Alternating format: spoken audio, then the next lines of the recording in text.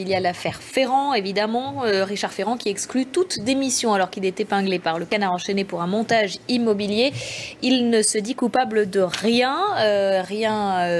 d'illégal et rien d'immoral, dit-il. Ça a été beaucoup rappelé, mais ça a quand même été le premier des compagnons d'Emmanuel Macron.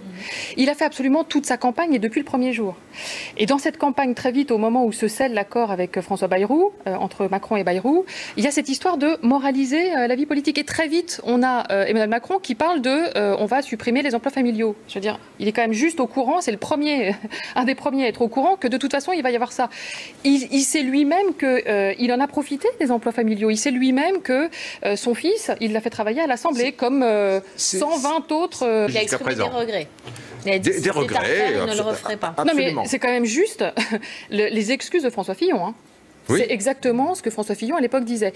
Moi, ce qui me surprend. Ça a été plus rapide. Moi, ce qui me surprend, oui, c'est vrai. Moi, ce qui me surprend beaucoup, c'est ce derrière quoi il se cache, de dire voilà, mon fils, je l'ai pris parce que vraiment trouver un jeune motivé, volontaire. Ça, ce sont des propos qui ont été démentis qu'il a. Il disait qu'on ne pouvait pas trouver dans l'ouest de la France des jeunes qui parlent français et qui écrivent correctement. Bon, pourquoi pas. Il n'empêche que ça a été. Ça a été raconté, peut-être faussement, mais ça a été raconté. Et on retrouve finalement certains propos qu'a pu tenir Emmanuel Macron à l'époque où il était ministre de l'économie. C'est gênant parce que ça donne encore une fois cette impression d'un parti, parce que c'est pas les seuls, un peu arrogant.